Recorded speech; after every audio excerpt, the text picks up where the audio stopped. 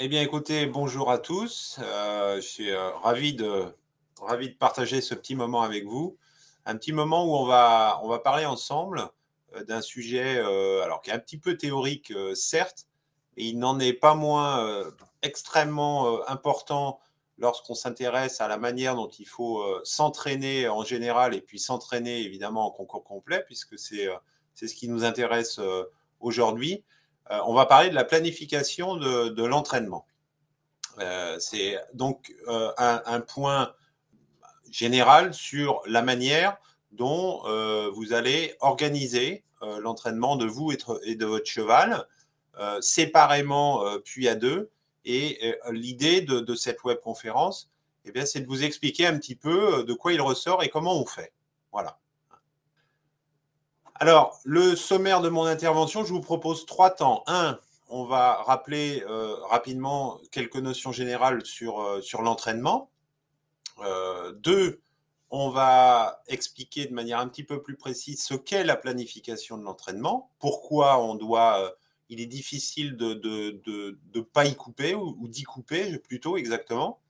Et puis 3, on donnera un exemple concret de la manière dont je pense qu'il faut envisager la planification à l'échelle d'une saison avec un cheval de complet. Alors, premier point, qu'est-ce que l'entraînement? Alors, l'entraînement, généralement, de manière assez générique, comme ça, on dit que l'entraînement sert à créer de la performance. Alors, l'entraînement, dans tous les sports, c'est un amplificateur de capacités. Généralement, quand on parle des capacités du sportif, que ça soit l'homme ou le cheval d'ailleurs, on va parler de capacités techniques, physiques, bioénergétiques, c'est-à-dire tout ce qui concerne la physiologie de l'effort, mentale, tactique, etc. Donc, l'idée, c'est de faire que ces capacités qui sont à un certain niveau de manière naturelle et intrinsèque soient meilleures et prennent en importance. Voir que l'entraînement, quand on s'entraîne dans quel que soit le sport, il faut imaginer l'entraînement comme un système, un ensemble. On parle d'une approche systémique de l'entraînement. C'est-à-dire qu'en fait, c'est une sorte de puzzle avec différentes composantes qui vont devoir, pour bien fonctionner, s'imbriquer entre elles. Hein. Et en gros, faire que l'ensemble soit suffisamment cohérent pour que ça fonctionne. On parle justement de jardin combinatoire.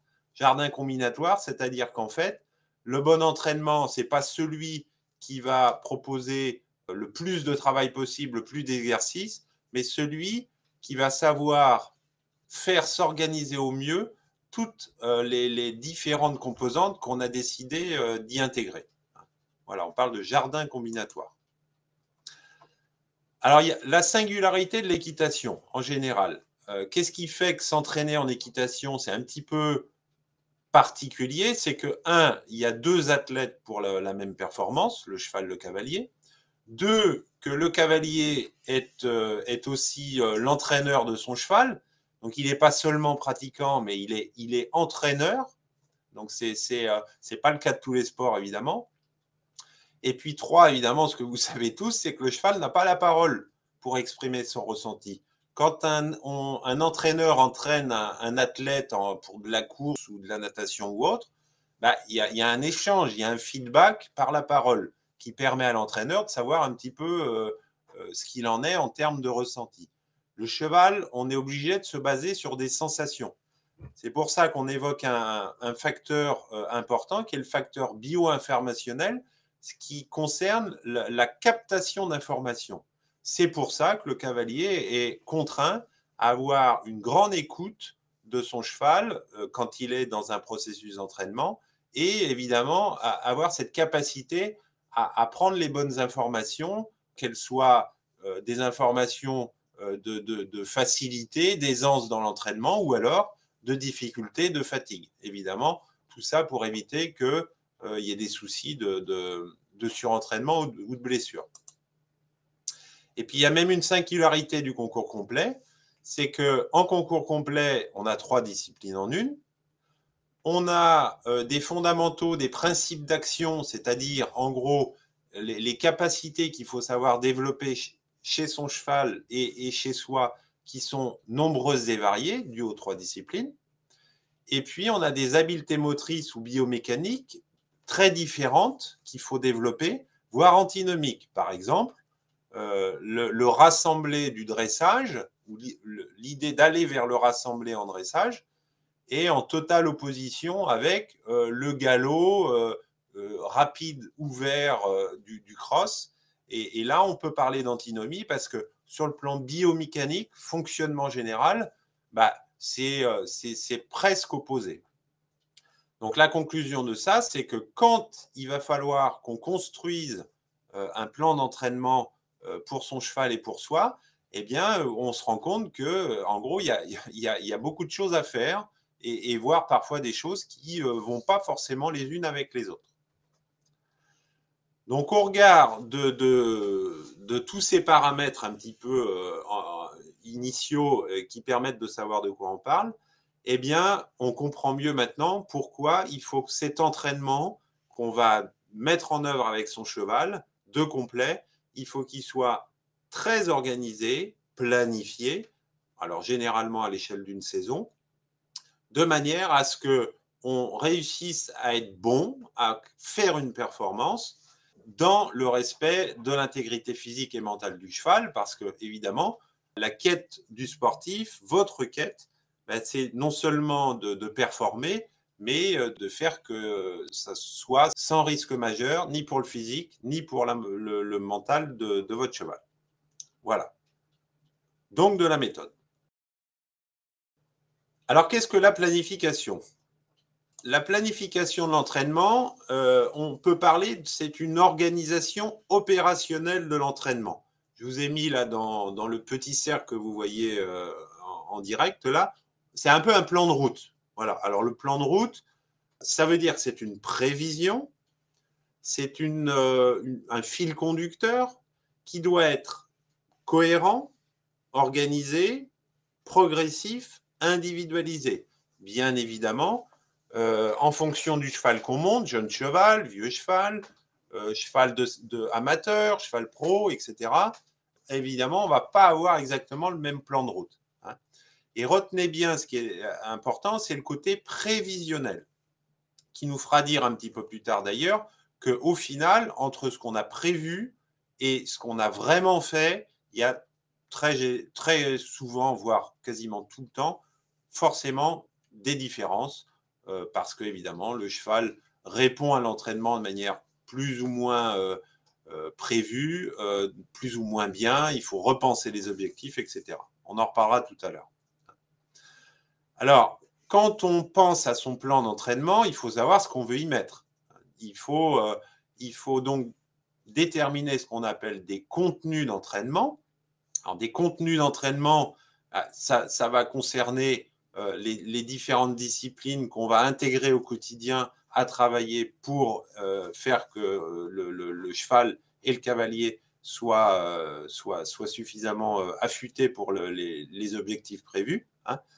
Et ces contenus d'entraînement, qui tournent essentiellement autour du plat, de l'obstacle et de la mise en condition physique, eh bien, on les détermine généralement en fonction de la logique interne de la discipline.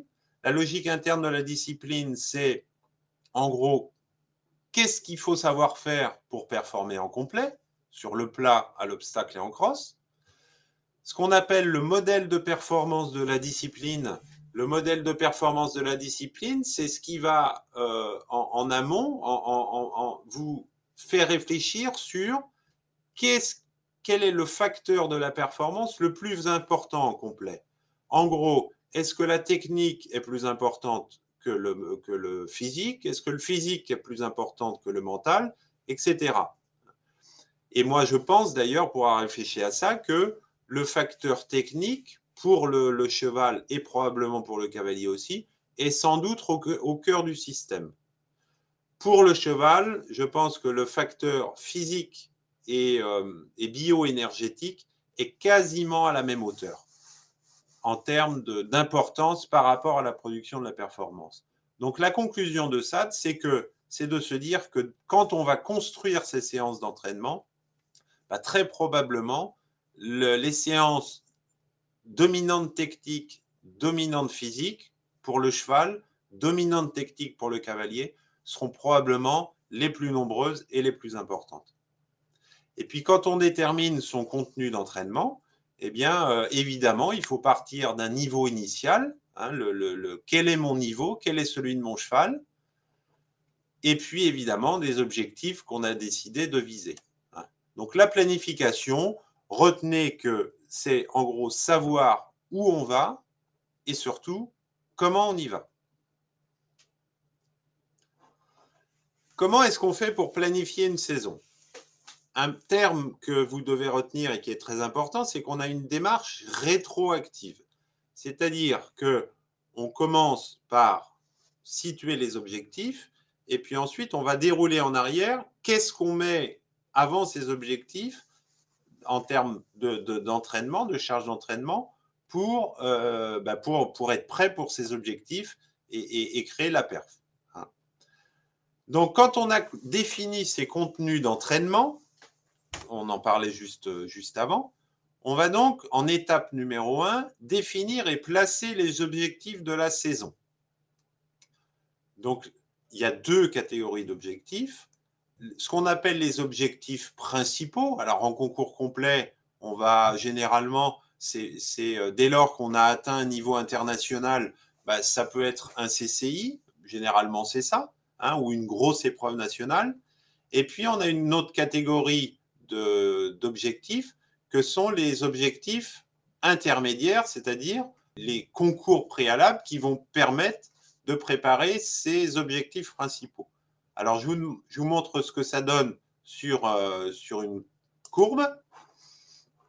Donc, vous voyez, étape numéro 1, définir et placer les objectifs. On est sur une échelle d'1 an, qu'on appelle d'ailleurs un macrocycle, une saison, janvier, février, etc. Et puis, étape numéro 1, donc on va viser, par exemple, fin mai, début juin, un objectif principal numéro 1. Par exemple, je vais dire n'importe quoi, un CCI 3 étoiles, ou un 2 étoiles, ou un CCI 2 étoiles long, ou un 3 long, ou un 4 long. Et puis, on va en placer un deuxième à la fin octobre, hein, début novembre. Et donc, là, on a nos 2 objectifs principaux de saison. Bon, on peut, la question des fois qu'on nous pose, c'est est-ce qu'on peut en mettre plus? Oui, on peut en mettre éventuellement 3, 4 maximum. Au-delà, en concours complet, ça risque d'être trop. Ça, c'est sûr. Ensuite, donc on parlait d'objectifs intermédiaires. Hop, on rajoute OI1, OI2, OI3, OI4, OI5, OI6. Ce sont les concours qui vont permettre de préparer ces objectifs principaux. Hein. Donc, ça peut être, par exemple, une épreuve type, si on est sur des pros, on va être sur une Pro 4, Pro 3 ou voire Pro 2 dans l'idée de préparer un CCI 3 étoiles. Et puis, évidemment, et après, on adapte en fonction de son niveau. Hein. Donc, vous voyez, on reste, maintenant, on a commencé à couper notre saison en 2. On va être sur un cycle 1 qui va jusqu'à la fin juin et qui englobe mon objectif principal numéro 1 et mes 3 objectifs précédents intermédiaires. Et puis, on est sur le cycle 2 de la saison. Donc, en gros, à l'été, on repart sur un autre cycle qui va intégrer, lui, l'objectif principal numéro 2 fin octobre, avec avant ça des objectifs, 3 objectifs intermédiaires. Donc, si vous comptez bien, là, on est sur une saison de complet qui, en gros, va contenir 4 concours. Hein. Voilà. Alors, je reviens à ma diapositive d'avant. Une fois qu'on a défini et placé les objectifs de la saison, la deuxième étape, ça va être de séquencer, périodiser l'entraînement. C'est-à-dire qu'une fois qu'on a les objectifs, maintenant, qu'est-ce qu'on fait en termes d'entraînement et comment on s'y prend? Alors, retenez qu'il va falloir, avant un objectif principal, envisager qu'il y ait 4 parties dans un cycle. une première partie qui va être une première partie dite de développement. Alors le développement, c'est la partie la plus longue en termes d'entraînement. Généralement, c'est par exemple, si vous voulez la situer, c'est ce qui se passe, c'est le travail d'hiver et le tout début de saison, hein, où là, on va être sur un travail en termes d'entraînement qui va être, alors retenez que c'est la période la plus longue, à peu près 40 à 50% d'un cycle. Le volume d'entraînement, c'est-à-dire la quantité d'entraînement, est supérieure à l'intensité de l'entraînement, hein. Schématiquement, retenez ça. La deuxième phase, c'est une période dite de pré-compétition qui arrive juste après, 25 à 30% du temps, où là, on inverse. On va être sur une intensité de l'entraînement qui va être supérieure à la quantité et au volume. Une troisième phase qui est la période dite de compétition et qui là intègre l'objectif principal, 10 à 15%, où là on est sur un travail assez important d'intensité et moyen en volume. La fin de cette phase de compétition, dont je vous montrerai juste après comment on l'intègre sur le planning saison, cette phase de compétition donc se termine quasiment avec l'objectif principal, mais non sans avoir intégré une quatrième phase qui est la phase de récupération. Notez que la récupération dans l'entraînement, la phase de récupération-régénération, c'est une phase extrêmement importante, alors évidemment qui est faite d'un travail peu intense et qui permet de régénérer l'organisme, reposer l'organisme du cheval du cavalier, un peu comme un reset, vous voyez, si on raisonne en termes informatiques. Voilà, donc 4 phases. Comment ça s'organise à l'échelle de la saison? Comme ceci. Donc vous voyez, on a toujours nos objectifs principaux et puis nos objectifs intermédiaires. Et avant ça, donc on va couper la saison, la phase de développement, la phase de pré-compétition, la phase de compétition, la phase de récupération, etc. Et on repart pour un autre cycle. Voilà. Alors nos deux courbes là, nos deux courbes rouges et bleues, comme vous le voyez, la courbe bleue, c'est le volume de travail, la quantité, et la courbe rouge, c'est l'intensité. Et donc, vous observez que ces courbes, elles évoluent un petit peu au cours de l'année, mais qu'en gros, donc dans un premier temps, la courbe volume augmente, la courbe intensité aussi, puis la courbe volume baisse et la courbe d'intensité aussi. Donc, retenez que quand on arrive sur un objectif principal, on est sur des phases descendantes de travail et non pas montantes, de manière à obtenir ce qu'on appelle non pas un pic de forme, mais plutôt un plateau de forme. Ça veut dire qu'en gros, sur le plan de la préparation physique, eh bien, il y a à peu près 2-3 semaines, 3 semaines généralement, on considère, pendant lesquelles l'organisme est au maximum de son potentiel. Et évidemment, tout l'enjeu de la bonne planification, c'est de faire correspondre cet état de forme optimal avec l'objectif principal visé. Alors, un exemple de planification maintenant que je vais vous proposer de manière un petit peu plus concrète. Alors, ça peut paraître un petit peu théorique comme ça, mais on va se rendre compte que quand on creuse un petit peu les schémas que je vais vous proposer, eh bien, on retrouve nos différentes séquences. Alors, pour que ça soit bien lisible, donc vous voyez qu'on repart en haut à droite de notre schéma planification de saison. Et là, ce dont je vous parle dans un premier temps, c'est ce qu'on appelle un mésocycle de développement. Alors, mésocycle, retenez que c'est de l'ordre de plusieurs semaines et qu'un microcycle, c'est une semaine. Voilà.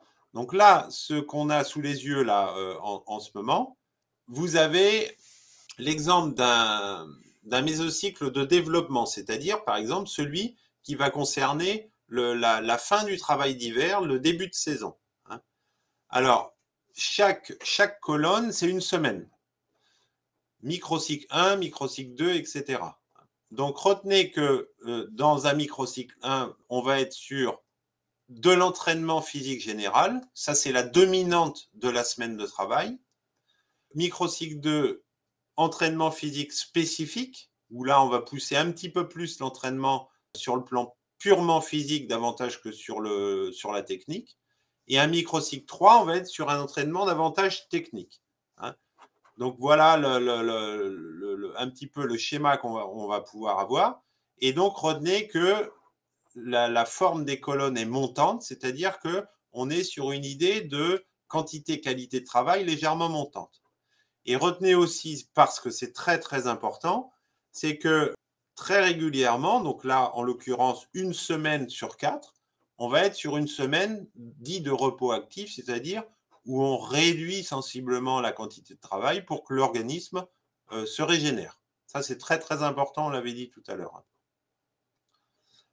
Alors maintenant qu'on a construit nos semaines d'entraînement, on va évoquer, avant de parler de qu'est-ce qu'on y met en termes de séance, on va parler aussi du type de séance, parce que là on a parlé du cheval, mais le cavalier.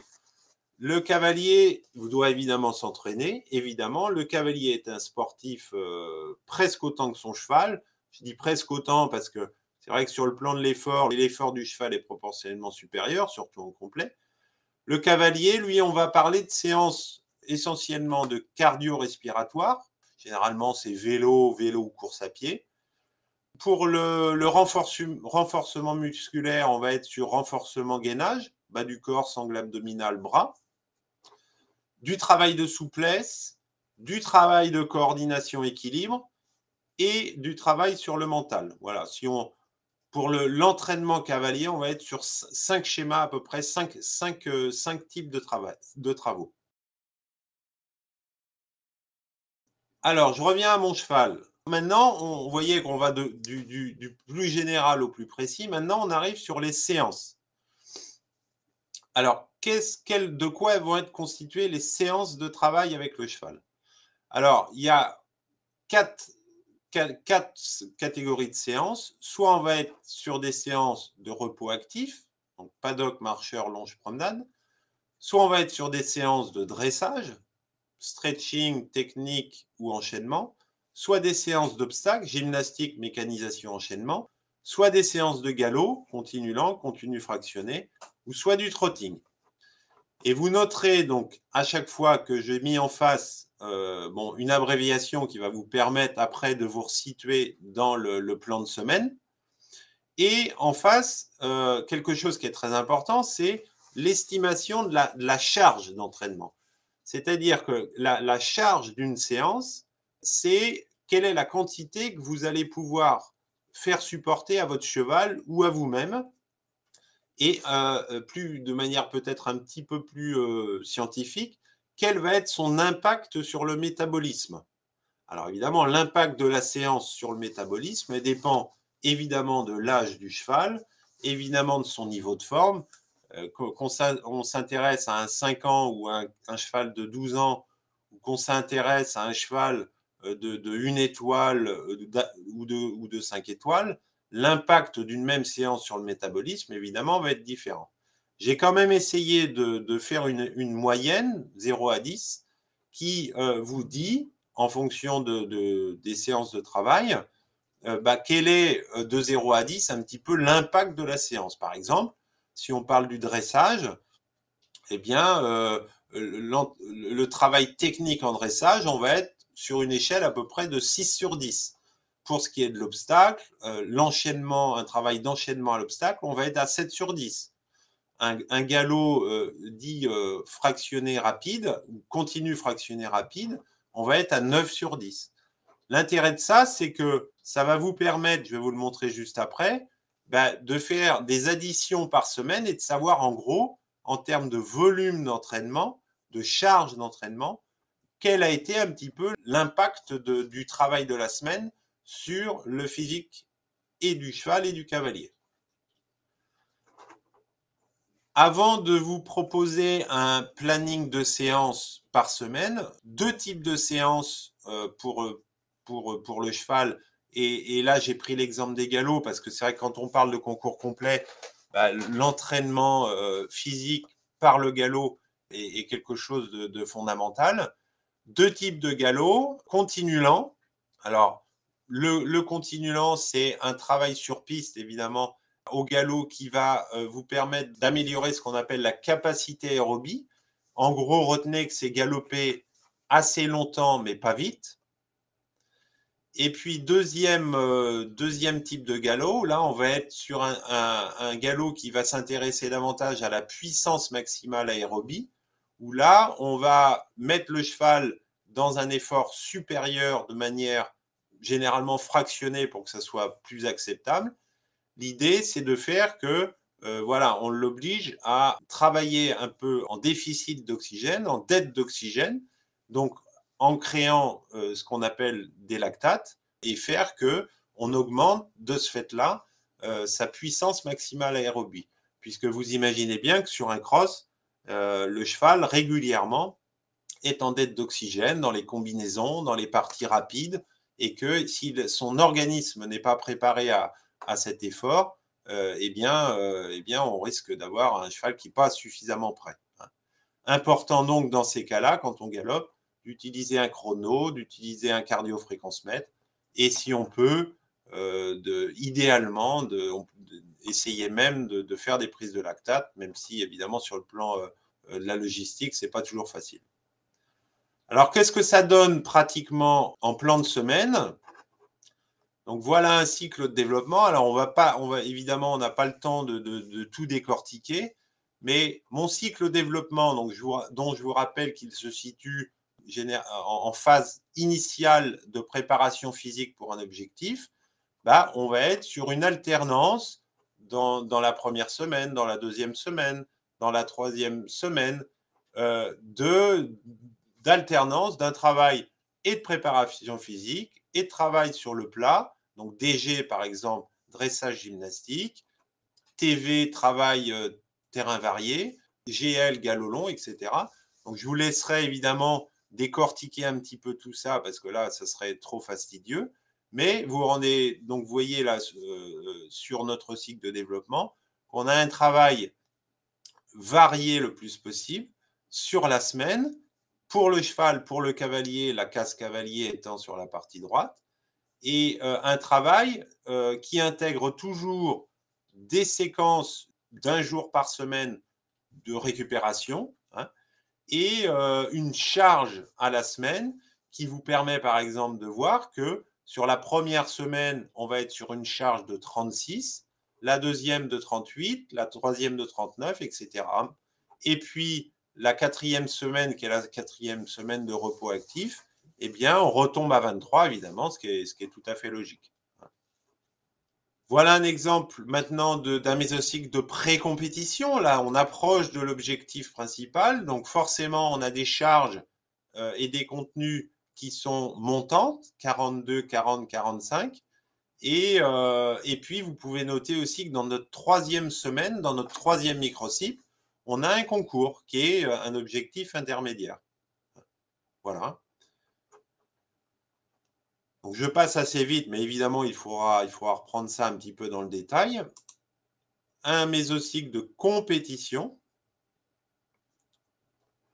où là, on a donc 3 semaines. Et dans la troisième semaine, où on voit concours, concours, concours, concours, c'est notre objectif principal auquel on est arrivé, hein, et qui, évidemment, est suivi par une semaine entière de repos actif, comme on le fait généralement toujours après une échéance majeure. Hein. Et je vous ai même mis un mésocycle de récupération. Voilà. Par exemple, ça peut être un mésocycle de fin de saison, hein, où là, on va être sur des charges, évidemment, d'entraînement extrêmement faibles, 7, 7, 15, 20, puisqu'évidemment, là, on met l'organisme du cheval un peu au repos et en récupération, voire en régénération. Qu'est-ce qu'il faut retenir de cet ensemble assez fourni, mais qui, au final, quand on le décortique, vous permet peut-être de mettre des mots sur ce que vous faites au quotidien lorsque vous planifiez votre séance de dressage, votre séance de cross ou de CSO ou de galop. C'est de vous dire que planifier c'est prévoir, c'est anticiper, mais qu'au final, ce qu'on a réellement fait en termes d'entraînement, quand on le regarde une fois que c'est fait, ce qu'on a réellement fait est rarement exactement ce qu'on a prévu. Mais c'est pas pour ça qu'il faut pas le faire, il faut pas prévoir, parce que si vous évitez, si vous ne prenez pas soin de planifier votre travail, vous risquez en gros bah, deux problèmes majeurs que sont ou le surentraînement ou le sous-entraînement. Retenez également que une planification de l'entraînement réussie, en gros, ben, c'est à la fois d'avoir une vision assez rationnelle, assez presque un petit peu, j'ose pas le dire, mais presque scientifique un petit peu de votre préparation, de manière à être le plus précis possible dans la préparation.